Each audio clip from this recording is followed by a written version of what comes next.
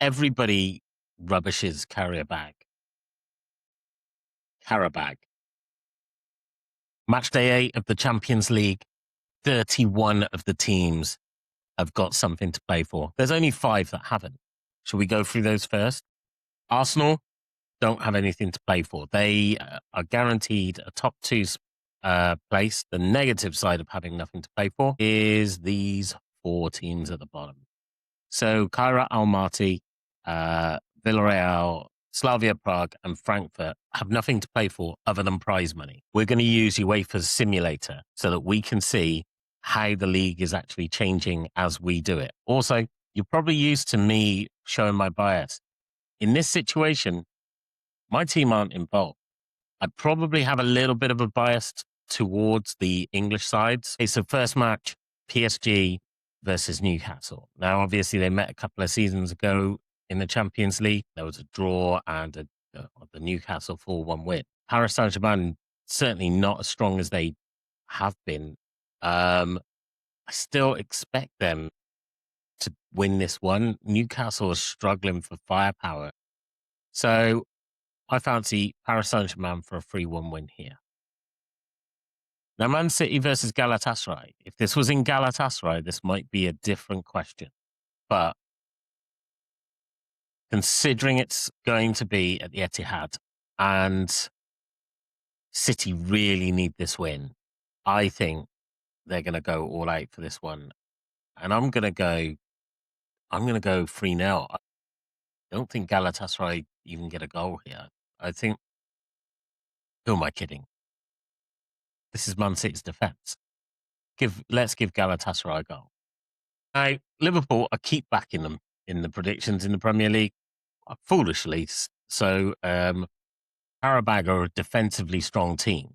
Now, they're sat in 18th place at the moment, and they're going to want to hold on to that. I think they'll sit. Liverpool, they need a performance after Bournemouth. I think they'll nick this, only 2-0. I don't really see them blowing Karabag out the water. It's Dortmund versus Inter. Now, they both look like they've pretty much qualified. So this is more about jostling for position to get a favourable draw within the playoffs or possibly push to just get into the top 8. So I don't expect this to be a crazy game. I reckon that this will probably end up in quite a low scoring draw, which is not what you expect to see. So with Dortmund versus Inter, I'm going to go for a 1-1 draw. Barcelona are sat in 9th and Copenhagen have got an outside chance of qualifying. But I think that outside chance is going to get swept away here because I really think that Barcelona want those top 8 places. So they're going to go for this. And I expect this to be a 4-0 win. Arsenal versus Kairat Almaty. I probably won't spend too much time on this game. Arsenal will rotate heavily. I still expect them to come through. Don't expect this to be a 4-5-0, which a lot of fans are expecting. This will be a calm 2-0 win. Maybe it'll be a crazy game, but I think this will probably be 2-0. I think it'll be a heavily rotated Arsenal side. Leverkusen versus Villarreal. Now, Villarreal haven't got anything to play for. Well, there's the prize money, obviously, but they're doing well in La Liga. So they possibly will send their reserve. So this should favour Leverkusen here. Maybe Villarreal get a goal, and this is 3-1. Atletico Madrid are a much more structured side, and they'll do a professional job on Bodo Glimt. I'm expecting this to be 3-1. I think Atleti are going to want to secure that top 8 space. Moving on to Benfica versus Real Madrid. Well, Real Madrid is starting to motor a little bit. I'm expecting Real Madrid to go for a top 2 space here. And the only way they can guarantee it is with a comfortable win. So I'm expecting this to be 3-1. They've certainly started well under their new manager. Frankfurt versus Tottenham. Now, if Frankfurt weren't so awful in this competition, I'd probably actually favour them against a really woeful Tottenham side. However, Tottenham are flying in the Champions League. The one thing Frankfurt usually offer you is goals. So, and Tottenham's defence is horrendous. This game could be crazy. I'm just going to keep clicking the button until I come up with a scoreline. Oh, 3-3. Apparently, that's what I want.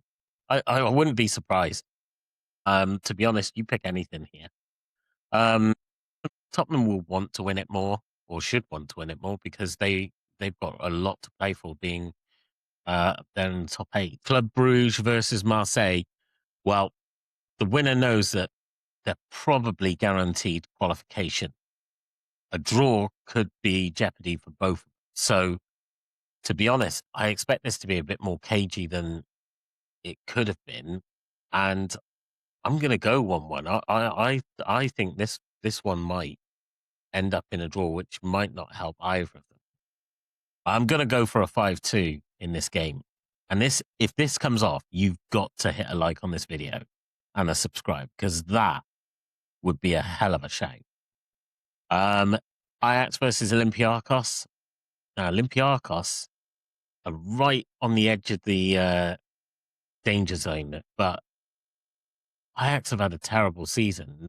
And normally I'd go for Ajax, but I actually think Olympiacos here have got enough to beat Ajax. So, yeah, let's say a 2-1 win for the Greek team. Napoli versus Chelsea. Now, to be honest, last season, this would have been a very competitive game. I actually don't see Napoli putting up much of a fight here. I think Chelsea are too strong in this situation. And I've got them for a 2-1 win. Monaco versus Juventus. I'm going for 1-1 here. I think this is going to be a bit of a cagey affair. Both teams really need the win, but I think it will end in a draw. Royal Union Saint-Gilloise versus Atalanta. They've got a outside chance of making it, but I think Atalanta are going to put that to bed pretty early. I think an early goal here, and should be a procession for Atalanta. That Atalanta have done really well in the Champions League this season, so I expect them to get the win here. Athletic Club versus Sporting. Now, this is a tense one because you've got one club pushing for the top 8 and one club trying to make sure that they qualify. I expect Athletic Club to really come out and go for the win here. This is where I think there might be a shock, and I think Athletic Club will get the win 2-1. Paphos versus Slavia Prague.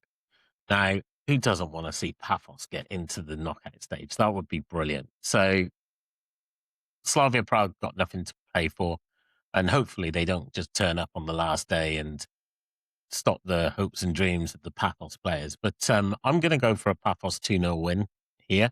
They've done really well this season. They've got an outside chance of qualifying, but let's see. Let's see what happens. So after all of that, let's see who has finished in the top 8, according to my predictions. We've got Arsenal and Bayern as the two sides that are going to have home games as their second leg all the way through to the final. Real Madrid, Liverpool, Paris Saint-Germain, Barcelona, Chelsea, and Athletic. Well, you wouldn't be surprised by any of those teams normally, would you? So the next 8 places are the teams that are in the knockout phase, but they are seeded. So as far as I'm aware, that means that they get a home leg in the second leg of the knockout phase. And you've got 3 English sides in there. So Man City, Tottenham and Newcastle, into Juventus and Atalanta.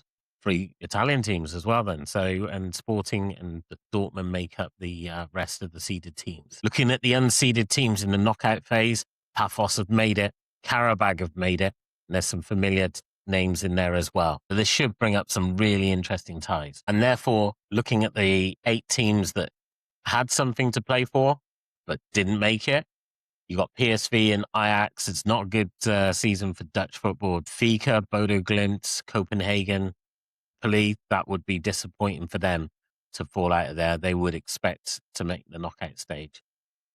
Bruges are always there or thereabouts, but I think my draw prediction would not have helped them. So the last 4 spaces are the 4 that were already out anyway. So what do you think about my predictions? Put your comments below as to which teams that you think will make the top 8 and who you think is going to get knocked out. If you've enjoyed this video and you want to see more of my content, don't forget to hit a like and a subscribe. Thank you very much. Catch you on the next video.